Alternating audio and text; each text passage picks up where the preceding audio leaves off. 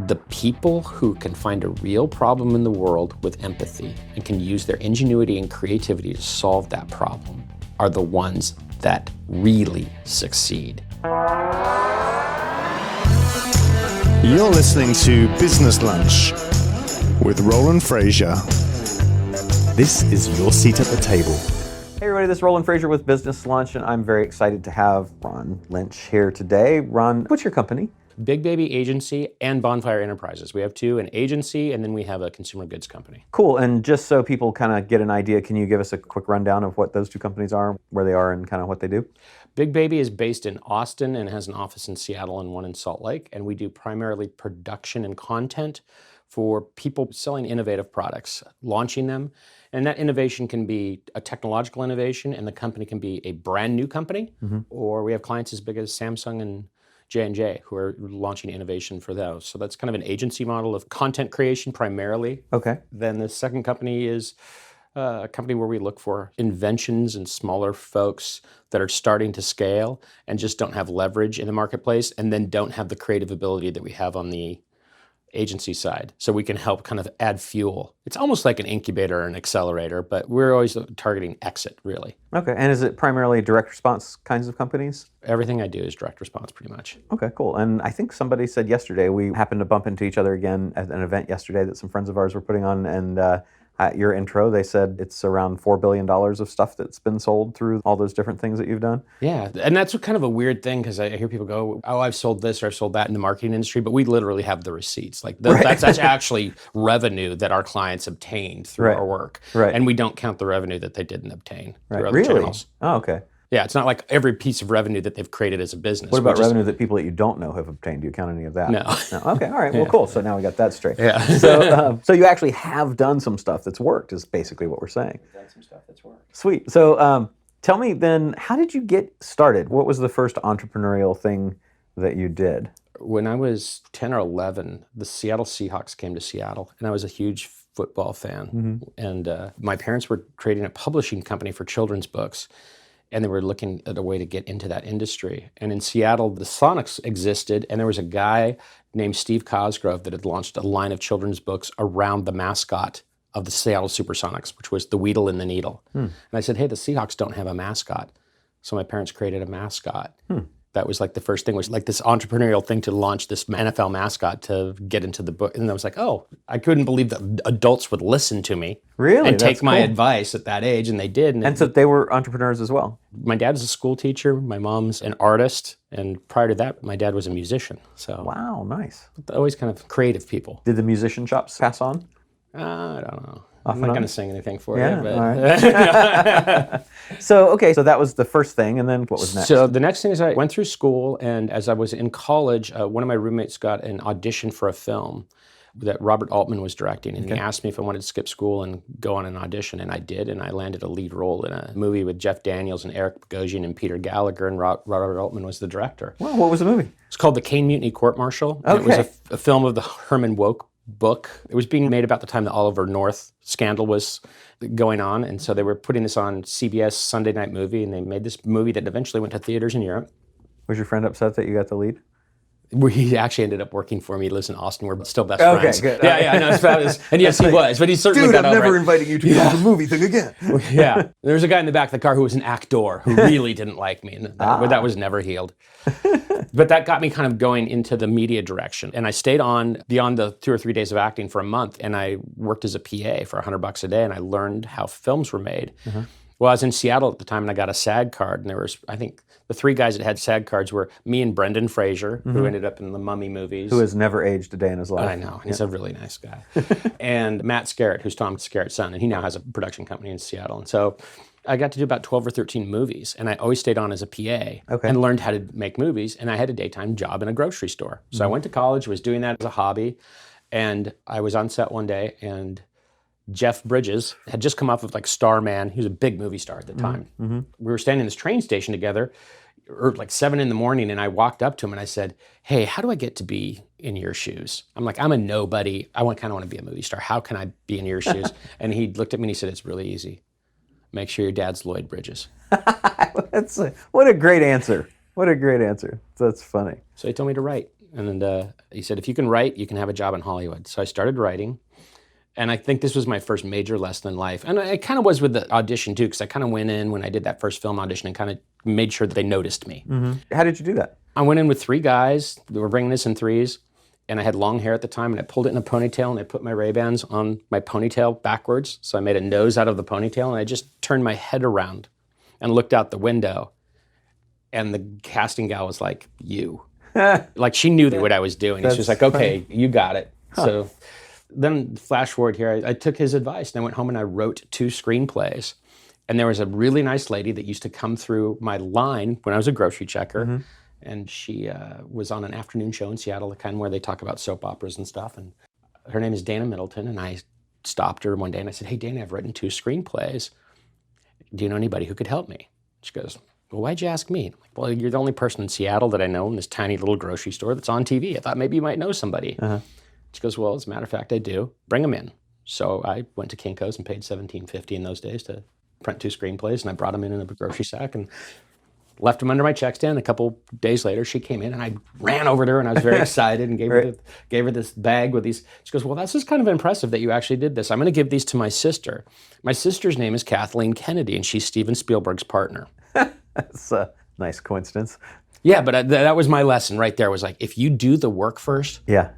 I'm much more a believer in the law of traction than the law of attraction. Right. Like, do the work first, and it will happen. Preparation meeting opportunity and such. Yeah. Yep. So that was how I got started there, and then I continued on in the grocery business. What happened with the screenplays? Anything? They read them, they liked them, they encouraged me to keep writing, and I continued to do that. And so I ended up writing more and more screenplays, just honing that skill set. Mm-hmm. And at the same time, I needed a job, so I worked in this grocery store, and I eventually became a grocery director and then a store director and built new stores that were kind of like Whole Foods style stores. Right. So I learned P&Ls, real estate, labor unions, all of the things that you need to know. And if you work in a grocery store and run one, it's a universe. Mm-hmm. It's really a great business school. Sure. It was like getting a master's degree in business that I didn't really want, but I had no choice. And it was fun, but I also learned how to sell. And we had these cooking kiosks where we were educating the audience to buy and eat better food, which is an infomercial. Uh-huh. And my acquaintance, whose guy turned out to be my partner later, had this agency, and they were launching the George Foreman Grill, and they were looking for grocery stores to lease them space. And we had independent stores. They didn't have to go through the chain approval process. So I could just let them use my store. They'd come in and shoot in the evenings. Well, I met George Foreman's agent, Sam Perlmutter, who was producing all the Jean-Claude Van Damme movies. Uh-huh. And I gave him a script that I'd written around Liz Hurley and Hugh Grant. And the movie was called The Real Vanessa. Uh-huh. And the idea was around a robotic sex doll.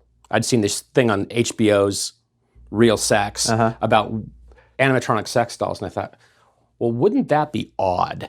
Because naturally the male in you is like, yes, a silicone sex doll, that's fantastic. And then you think about, well, what would my parents say? What would happen when my friends came over? Right. How do you wash it? Like all of these comedic ideas came up, and so I wrote this comedy. And this guy was making action movies, and I gave him the script, and he read it, and he called, and he said, I'd like to option this. And so then my friend called me and said, hey, did you sell Sam Perlmutter a script? And I said, yeah, I did. He goes, well, how'd you meet him? I'm like, well, you introduced me to him at the grocery store. He goes, do you think you could write an infomercial? And I was like, yes. I was looking for a way out of that business and into the next. Yeah. And so then I did that. And 9/11 happened right around that time. Mm-hmm. And I quit my job a week before 9/11. Mm-hmm. 9/11 happened, and I didn't have a gig, and I had 2 kids, and I had to figure out how to feed my family. And infomercials seemed like a really fun thing to do. Right. And I did a cooking one, and then I did 2 for space bags.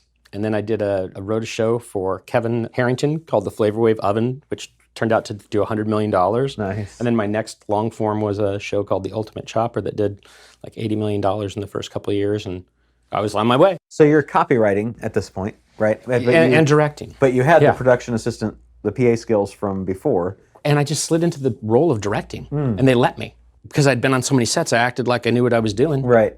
And nobody ever questioned it. Huh.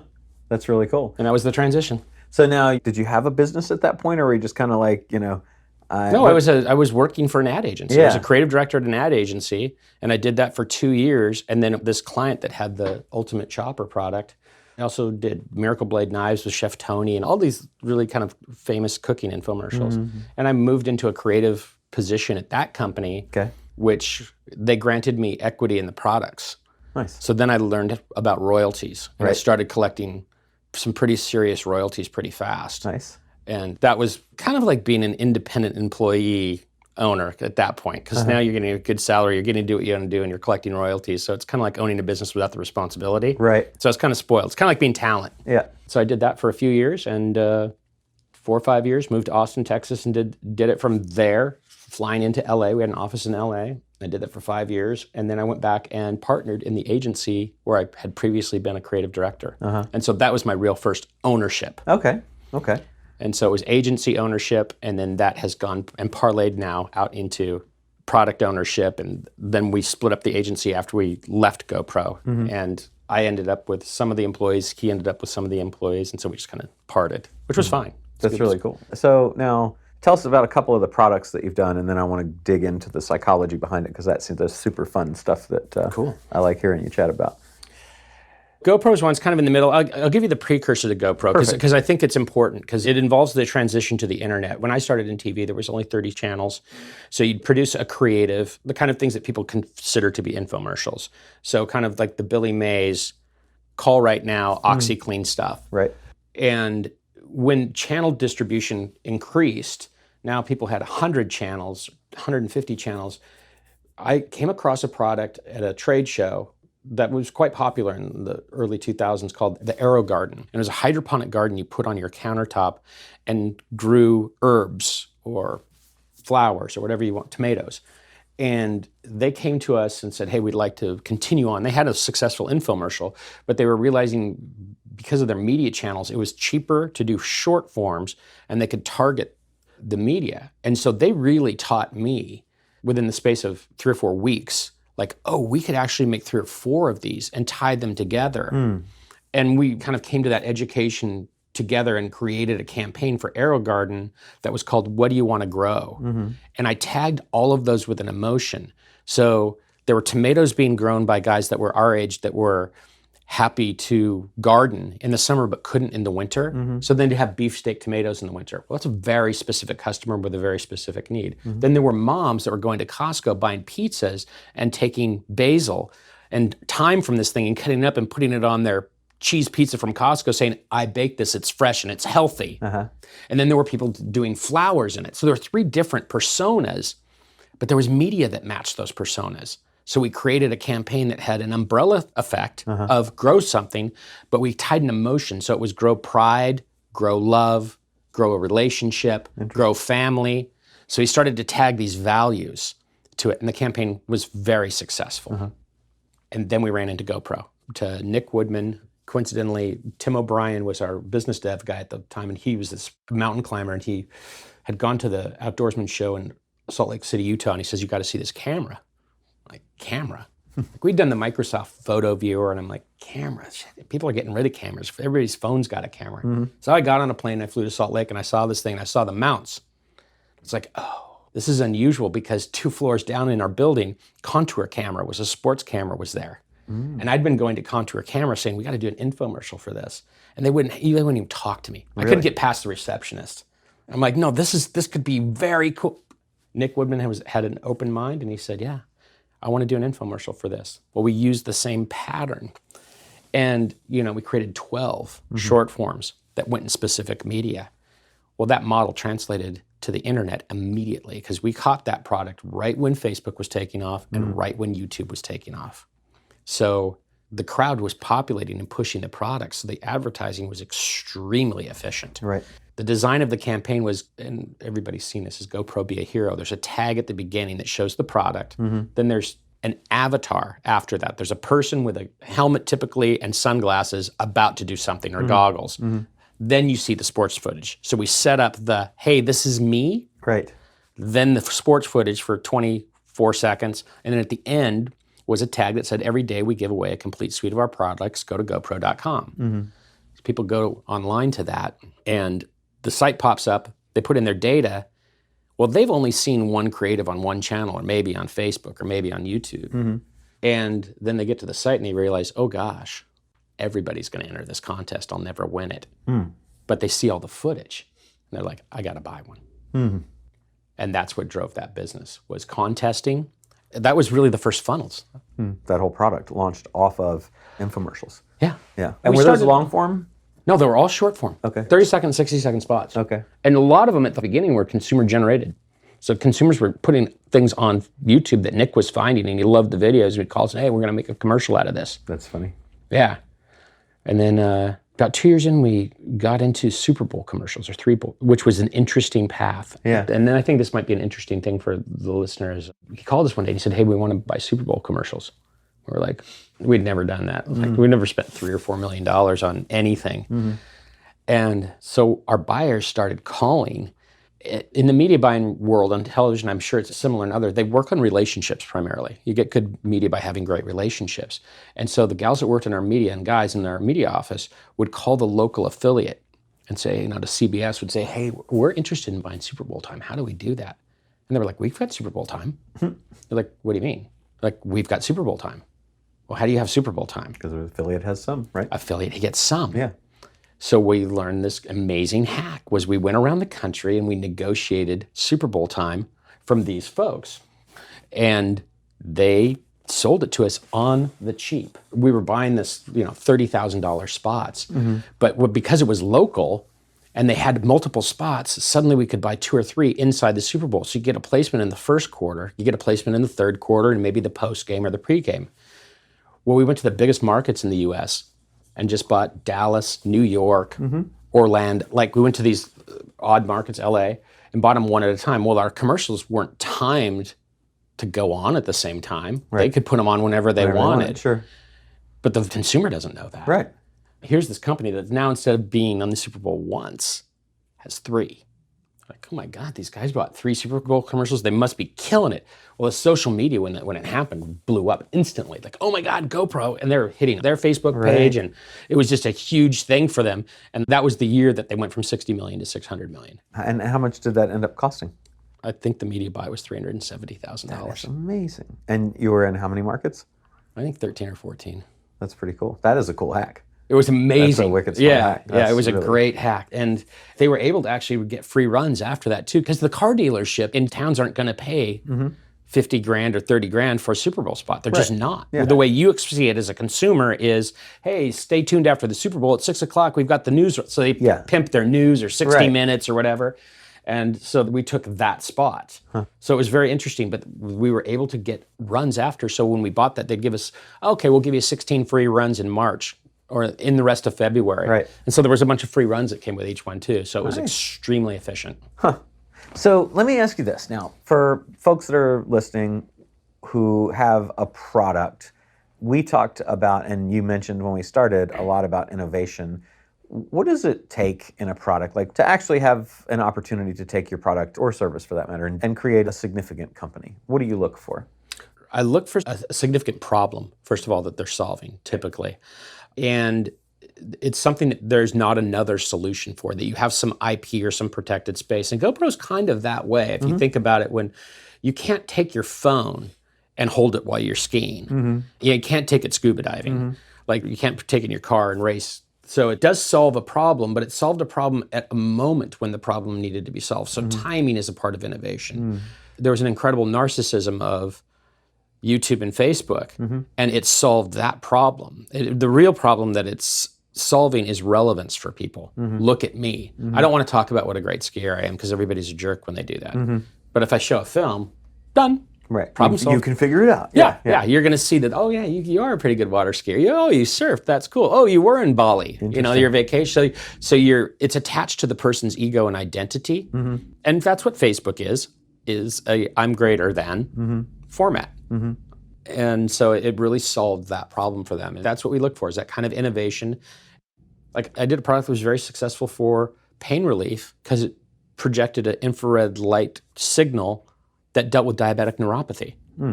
Very specific problem, very specific solution, high pain point, pardon the pun, but people will pay for it. And they go, oh yeah, that's very solvable with a technology piece. So it's always that kind of like innovation that solves a real problem. And I think that I'm not a fidget spinner person. Right. Like, I don't care about products like that. There's no future iteration. You have to know the difference between fad and innovation. Right. How do you look for future iteration? Protected IP, so someone's got a patent, or you know it can be better. GoPro is an example. The first cameras were terrible, pinhole cameras with AA batteries that froze, and eventually the camera technology got better, the stabilizers got better, the batteries got better, and it gets better every year for them. Right. Once you get the marketplace, you can get future iteration. So what about services? So I think services do well. It's what do they do? And where do you distinguish a product from a service? Like, I still kind of think that Microsoft is a service in a way. Microsoft is built around the Excel spreadsheet and Word. You can slice it a bunch of different ways, but that was the innovation that carried it for 40 years until other people got into the space of spreadsheets and Word. Right. But it can be done. It's challenging to find innovation there. Yeah. Like, there's places that are harder. It's much easier in gadgetry and tech. What if you're an attorney or an ad agency or something like that, those kinds of services? Yeah, we were speaking with somebody yesterday who was an attorney, and they were an immigration attorney. And they were asking me, like, how do I find specialization in this in my marketing and advertising? And the more I talked to them, and the more we pulled out, well, this person, turns out they were an immigrant. Their entire staff is an immigrant. So now you have this, we've been there and you can trust us. Right. We're one of you. We're you, yeah. Like, you got to really just drill down into who you are is where you're going to find the point on your spear. Okay. And go with that. Tucker Max and his scribe business, we spent some time on that last year. And the company writes books with authors or with people who need to write books or want to write books. And that was one of the challenges with the business is we got into it very fast was who wants to do that? And they were trying to sell this idea of, hey, you want to write your own book and you need help with authorship and getting this done, maybe ghostwriting, whatever, and marketing. And we went, well, Tucker, who wants to write a book? And we sat down with the staff and we figured out there's like 8 avatars. There's a person that wants to be a public speaker for a living. Then there's a CEO who needs that for his board. Then there's a lawyer. So you start to pull those apart and go, that's 8 different creatives. Right. The solution might be the same, but you got to think of the solution as being Rome and all of the other things as being the roads that lead to Rome. Right. And those customers are at the end of that road. So you've got to be able to talk to them about them and bring them back to you, even if you're selling the same product to 8 people. And how do you go about finding out who those people are, who those different roads are? Depends on where the customer is. We don't always know. Like, when people have no money and you can't do research, you frankly do not know. Right. In their case, they had research, they were selling books, they kind of knew who their customers were. We had this experience in the last couple of weeks where we did a test with this gardenia company. And that was interesting because the product is high-end gardenias. They're grown here in California in greenhouses. The company's called High Camp Supply, and they distribute fresh-cut gardenias. High-end product, very unusual, highly perishable, and expensive as heck. So who do you sell that to? Well, we didn't really know. So in our test marketing, what we did is we wrote an article that just referred people to the company that was a third-party source. And we knew the product was expensive, so we targeted on Facebook top 10% households. Because that's all the data we had was, you got to have money to do this, so let's target rich people. The surprising thing that came back was the advertising worked brilliantly. So before you tell me the thing that came back, tell me a little bit about the advertising. So you knew you had to craft something that would help you figure this out. How did you go about doing that? I did something really simple. It was I just wrote about the product because it's a great experience. So I basically wrote a sales letter that's a review of the product and said, hey, if you order these, this is the experience you'll have. Then embedded in that, I also wrote about the science of scent and how scent is tied to memory. So then I related that to the giver, because I think of this as a gifting product, not so much as something you'd buy for yourself, even though people do. If I can get people to buy this as a gift for somebody, and I tied the idea of if you love somebody or care about them or they did something special, send them this, and when they open the box, there'll be a note in it, and tell them what they experienced in the note. So train your customers to write notes that say, I appreciate you so much. When you smell this, I want you to relate that to how much we love and appreciate you. So there was this kind of teaching within the context of the review. And this to me is a great example too, because there's not a lot of innovation in a gardenia. Right. But it does have this thing that I learned from years of working with J&J that sense memory is super powerful. If you can take that olfactory sense and tie it to an emotion, that lasts forever. I really like the way you did it because it's a plant. I mean, it's been around for a long time, right? And so people might think, well, I have a gardenia farm. I'm screwed. I got nothing innovative. But everybody who's ever smelled a gardenia, you can relate. You go, oh, that time we went to Hawaii. Right. Like there's always an attachment to that particular. And I'm like, okay, yeah, that's right. We took something that's probably a commodity. Yeah. Now, did that just kind of come to you, or what was the process of associating those two things together? Well, myself have been to Hawaii a number of times, and I associate that smell with tuberose or gardenia. And then I went, okay, that's tied to an experience. I had this prior experience in J&J with olfactory science, so I knew I could tie science to memory. But what I try to work on is, I know if I can tie it to your identity or your character, then I have a real chance of selling you, of getting you to buy in. And that's what this was, is as a gift giver, you're now wonderful in someone's mind forever. Right. You're the person that never stopped complimenting them. Right. And we want that kind of validation from other human beings. We want to have, my aunt that loves me, she sent me those gardenias. She's got a gold star for life now, man. She might not get put in the home by that person. Yeah, you're in forever. And that's funny. the idea that we sold. Well, we didn't really sell that many flowers from this article because it came from a third-party source. But now I've educated this consumer, and people are commenting like crazy, I love gardenias, and they remind me of this and this. So you get a lot of traction on Facebook, and people are sharing the article because the photography was beautiful and elegant. And so you get this kind of viral effect of what feels like not an ad, an advertorial. It's kind of a David Ogilvy-styled advertorial. Sure. Then 3 days later, you hit them with 15% off from the company. And the how, transactions happen. How did you process that data to make it useful to you, to help shape those avatars and things? I guessed. I just guessed rich people. But did you learn things when the when the data came back, here was the surprise. So take a stab at the age group that purchased. $300 to $600 is the product, by the way. Yeah, so I'd guess over 50. Me too. The first 44 orders, 33 of them came from 18 to 24-year-olds. 18 to 24, wow. I had the exact same reaction. I'm like, are you kidding me? It's the Pinterest crowd. It was people that had the money, because we targeted the right households. It might be even the daughters of. Right, yeah. Right? But the money's there in the household. But the money's there in the household. They could afford it, and it was such an extravagant and memorable, powerful gift in their mind that we got a much younger audience than I would have ever guessed. That's interesting. Now, how did you identify the ages for people that are listening that want to say, okay, great, so I run the ad. Facebook told us. Okay, so it's just Facebook Insights. Yeah, Facebook Insights and Analytics came back and told us that's what had happened. So and then the strategy, just so people understand it in case they missed it, is that you wrote the article ad, which we call advertorials, right, in our business, and you paid to have it go out to the target market that you identified of these top 10% households. But not from the company. But not from the company. Came from a third-party source. Right, and the third-party source was who? It's a company called the Swiss Trust. It's a brand that we owned, like Consumer Reports. Okay. Consumer Reports you can't use in advertising. Right. And that frustrated me for years. Right. So I said, I'm going to create a thing where we just tell the truth, and we tell the truth about products. Okay. We've done this successfully for years now. Okay. Because we tell people what's not good about the product, too. Right. So an honest review about the product. Yep. And it was written as a review, I think you said, right? Okay. Yep. Then you took the data from everybody that read that and ran retargeting ads, showing those ads to them again. You pay Facebook to do that. Was it just Facebook or Google? It was just Facebook. Just Facebook. Okay. Initially. And then the data came back, and you have all these buyers, and you run that through Facebook Insights, and it says, here's the demographics of those buyers, right? Yep. Here's what you got. Cool. Nice. So then now what do you do to blow it up?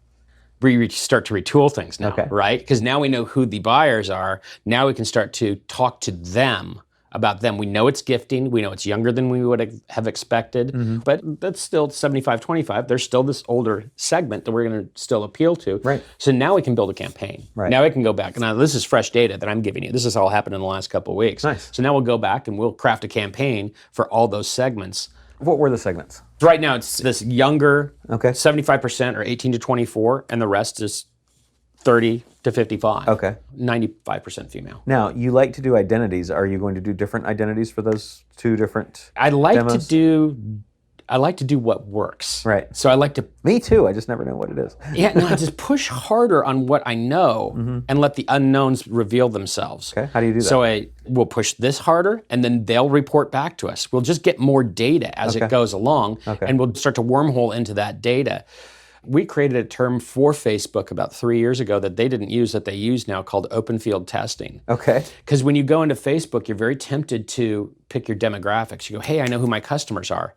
It's not useful. Right. Because Facebook is actually selling you psychographics. Mm-hmm. They know everything about this customer. That's where the whole Cambridge Analytica thing came from, is they're selling at their end from psychographics, and you're selecting demographics, so you're probably, this flower example is a good example, you're hobbling yourself. We start out with very open field tests without any demographics, and just put the money into putting something out there and use them as a research tool to come back and say, this is who's being responsive to you. And you find these surprises.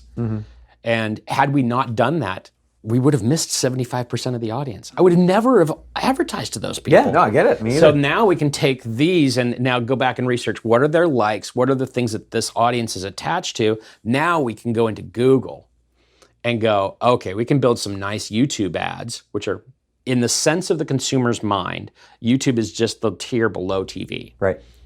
So I'll go from Facebook as my testing methodology into YouTube and into radio and then into television last. Okay. Because they're the most expensive, and they're the most targeted. So the target gets narrower, and then Google is really where you figure out specifically what you're doing and what offers and funnels work. I look at it all as an ecosystem. Yeah.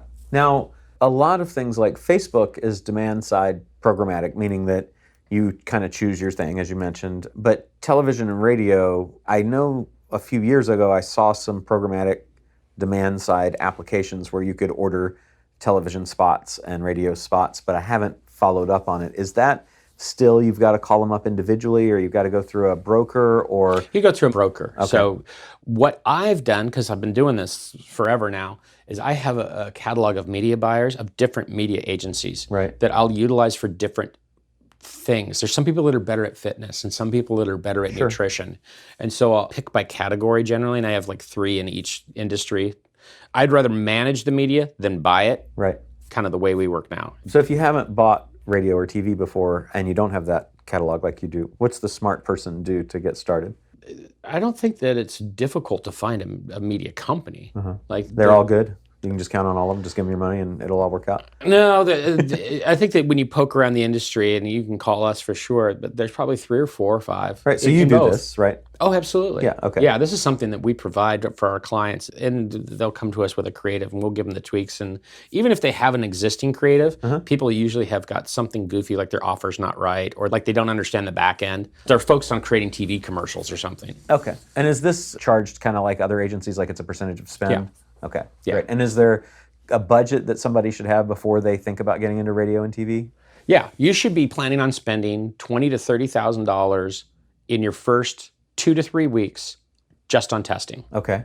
That's a reality. You're not going to get good data with less money than that. And the great thing about both is they can be optimized rapidly. You get immediate feedback because your spots are tagged. Okay. So, like for instance, right now we have an orthopedic chair that we sell, a Backstrong chair, and we went out on Facebook, did very well, did the referral article through Swiss Trust, did very well, and then the chiropractor and designer that created the chair have all of these celebrity friends, like a whole bunch of them, and celebrities don't always work. Right. But we grabbed John Lithgow, who offered to do a creative on radio, put him on radio, worked very well. So we wrote a funny spot about back pain, and you can imagine where that went. And he's a likable, liked person. Yeah. So it's very simple to remember him. And then you just tag all the different spots with, CNN, Fox News, MSNBC, wherever they are. And the news stations tend to do very well. And same on TV. The news stations tend to do very well. Okay. And speaking of celebrities, you've worked with celebrities. Have you also worked with what we call influencers these days? They're famous for being famous online, right? Right. Have you worked with those as well? Yeah. I don't find influencers to be that powerful in general. Okay. There is a real alchemy, and I'm not going to tell you that I understand it. Yeah. Because I've done things with people that I guarantee you should have worked, and it fell completely flat. Right. And then I've seen other things that work. Like I'm watching what Josh is doing over at Snow, and like that's brilliant. Like he's hitting on all cylinders over there with that tooth whitening, and it's like he's doing a very good job of it, and that's not easy to do. And we have a product, it's a psoriasis and eczema product, and yes, we gave it to one of the famous Ks who has psoriasis and eczema before the product was ready. Just sent a sample, and she got online, and she was blasting about it on Twitter and Pinterest, and suddenly people were calling for a product that didn't exist. Interesting. But I think that they're kind of a unicorn as a family. Yeah. No kidding. Wow. I mean, if you could figure out the magic. I was driving and it was probably 10 years ago. I think we forget about how long they've been around. Yeah. Like 10 years ago, I was driving from LA to Austin, and I got passed by a semi-truck that had a cologne ad, and Kim Kardashian's face was the entire side of the semi. And I thought, I am driving across a different America. And you're like, part of you is like, why? Yeah, how did that happen? But good for them. Yeah, no, they've fashioned it. So let's start with celebrities. When you're dealing with a celebrity, what's a smart way to do that? Like, let's start from the beginning there. Do you go through an agent to find them? So you can go on IMDb Pro, and you can find out who they're connected to. You can find their whole team on IMDb Pro. Right. And I think it's like $99 a year or something like that. So we use that as the first tool. So here's the hack that I'll have for you. Okay. I do not go to agents. Okay. Agents are in the position of not making deals and making money for themselves and their clients second. So all the agents can now hate me. The person I go to is the lawyer, because the lawyer is going to see the contract and do the deal anyways. The lawyer doesn't care that the deal not gets done. The lawyer cares that the deal gets done. So if you can get the lawyer in first, you're going to get the agent sooner or later. If you start with the lawyer, you're going to get more leverage. So I go to the lawyer. So you just call them up and say, Yep. I'm interested in having this person do this deal? Yep. And they don't say, go to the agent? Nope. Interesting. Because they never bring their client's business. They go, I can bill for this and look like a rock star. Yeah. You're preying on the insecurity of the dynamic of the diamond of that relationship of publicist, agent. And yes, the agent hates you by the time they get you, but if you've ever dealt with an agent, they're going to hate you anyways. Okay. So pick a celebrity just randomly. Let's say The Rock. Rock's the super rock star guy right now. So in his particular case, I might actually reach out to him personally via Instagram Messenger because he's extremely active in that format. Okay. And I would know how to write the message to him that would make him understand that I'm actually who I say I am. Okay. And I would probably get some sort of response or passed secondarily. And then when we picked him as I would definitely go look up his lawyer. Yeah, okay. Because he does so many deals. Right. And so then what's the first step as far as do you do a test budget or how do you propose a contract like that or a relationship like that get started? Because he's going to say, okay, give me $5 million. It's surprising that they don't always start with the money. Okay. A lot of them start with the product. I can actually give you a real case study or Great. a real example of this. We had something a couple of years ago that we wanted Rob Lowe for. I kind of know him, but I hadn't seen him in a long time. But we were reached out through the lawyer, and the first thing was, what's the product? Because they don't want their personality associated with am I even interested? Yeah, am I even going to be associated with this? Don't send me, poopery's great, but I don't want to be their spokesperson. Right? I'm Rob Lowe, and my poop really stinks. Yeah, so. my don't stink. I mean, I'm sure I could do a really great creative for Poopery and Rob Lowe if my don't stink. So we sent the product to counsel, I think, and then there was immediately a phone call. It's like with 4 days. So you get these people, like, we're going to get Rob's team on the phone. Okay. Well, suddenly there's 6 people on the phone. You have this group call. I have no idea who any of these people are except the person I contacted, but they're... the attorney's on there. The attorney's on there, and they're the quietest one, because this turns into a creative discussion. Right. And Rob's on the call. So the next thing I want to do, because they're creatives, actors and celebrities are all creatives. They want to do the creative. So you let them. You turn the call as fast as you can into a creative call. So they start giving you, hey, we could do this, and wouldn't it be funny if we did this, and wouldn't it be great to do this? Like they're throwing ideas. Well, and what's happening is they're emotionally getting enrolled. Right, yeah, I love that. That's what you want. You want them to emotionally enroll in the Is the agent on that call? Absolutely. Yeah, okay. But the agent's kind of getting swept away. It's like, wait, but I need a deal. Interesting. I think this would be fun. And that when you hang up, they're going to call them, do not call them back. That's not going to happen. Right. He's not interested at all. Right. And then you're in the normal space of going, hey, he's not interested.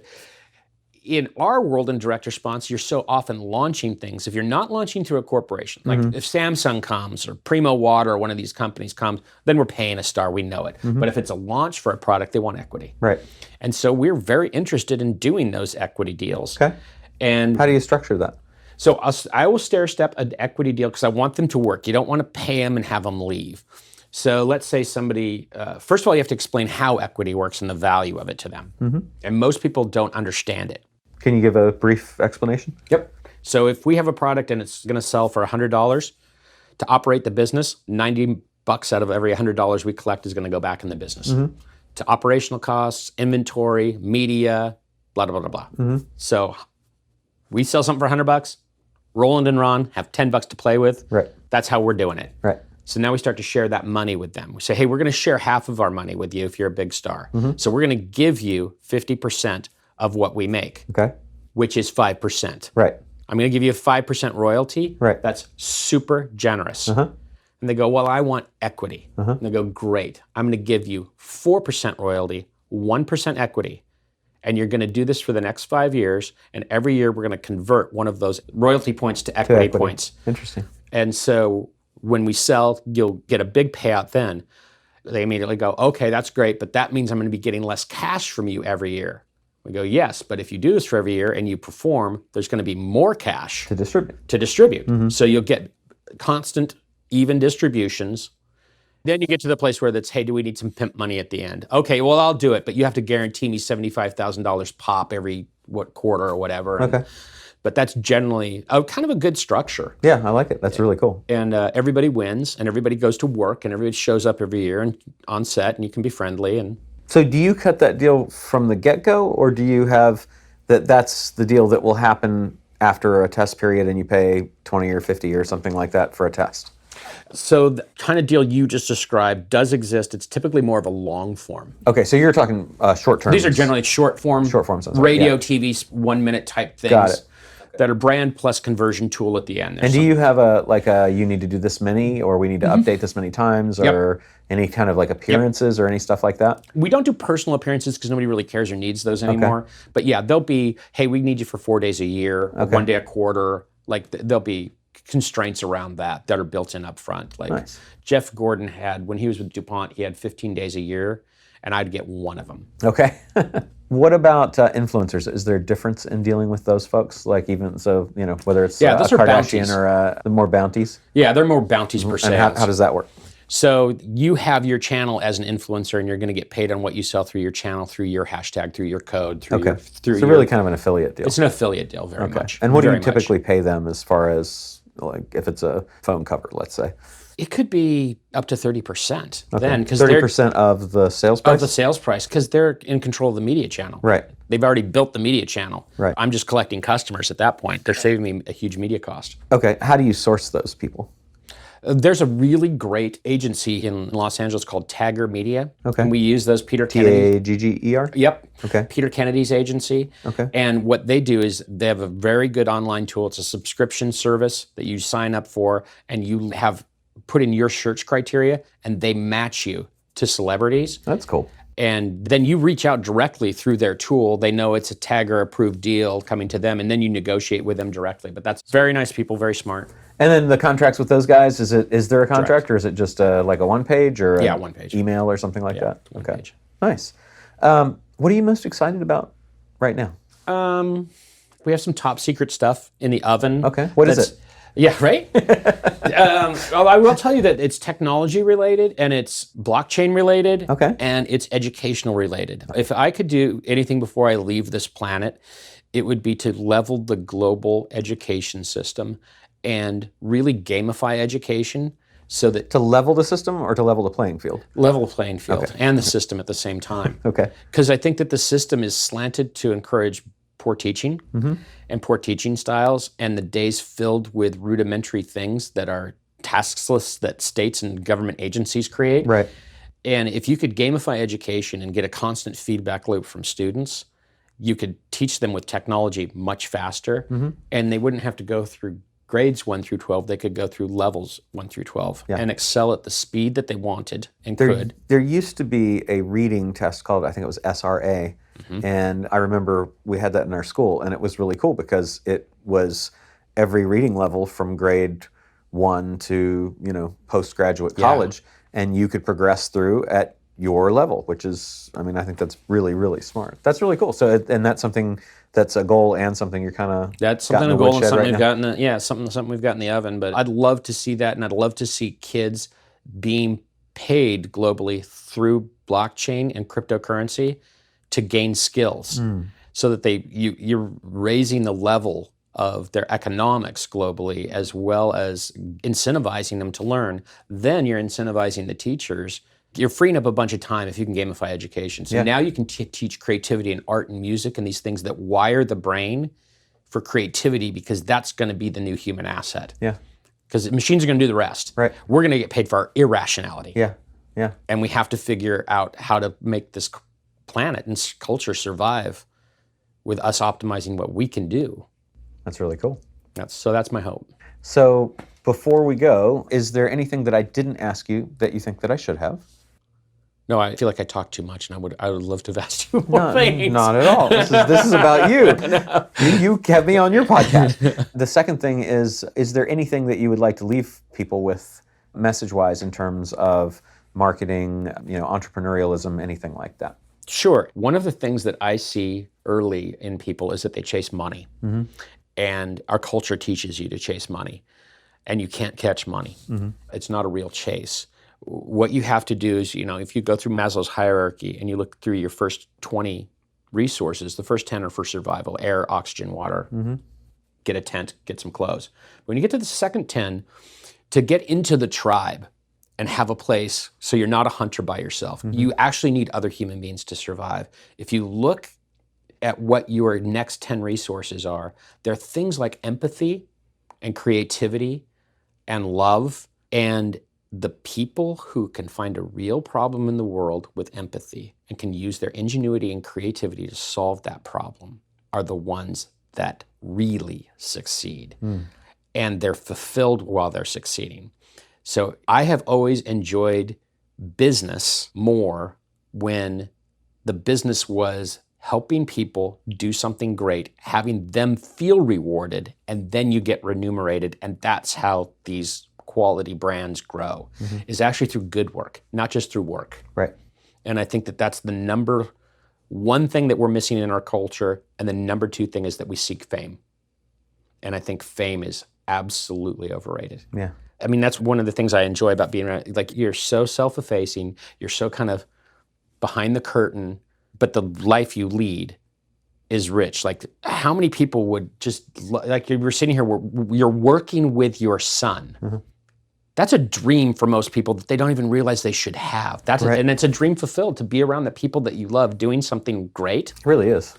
And you can't do that when you're famous generally. Yeah. Like, you don't realize what a cage fame is. I think people make a mistake between recognition and fame. Yep. That recognition is something that is important to make us feel like we are valued by the people that we are serving or doing things for. Fame is a whole different game. Yep. And I think that people want to be famous until they are, and I don't know any famous people that really are happy that they're famous, because it just constrains their ability to do things so much, Well, and you can't trust anybody. You feel like one of those sticks that you put in a fish tank or a bird feeder. Like, people are just coming and pecking stuff. They're using you to take from you, and then, like, why do these people get married 5, 6, 7 times? Oh, you can see why. How do you find somebody who actually loves you? Yeah. So I think that's what we're looking for. So for people to get a hold of you, what are the best ways to do that? The easiest way is to just email me at ron@bigbabyagency.com. Okay. BIGBABY agency.com. Yeah, I've had a lot of weird named companies, and I thought, Big Baby Agency. Simple, so you don't have to spell it too many times. People get it. And I do get some weird emails from different parts of the world where people are trying to either get their children to be models or just outright sell them to me. I'm like, we're not that kind of an agency. We don't buy babies. We will pay you not to sell those children. Yes, no. We take your baby business and we grow it up for you. Right. Okay. And is there a particular kind of person you would like to hear from? Yeah, I think that people that, one, are collaborative, that are funded, and truly have an innovation. Right. Like, that seems to be the big deal, right? It is. I can sell innovation, I can't sell commodities. Yeah. Awesome. Well, thank you so much for taking the time to come here today. Thank you. I appreciate it.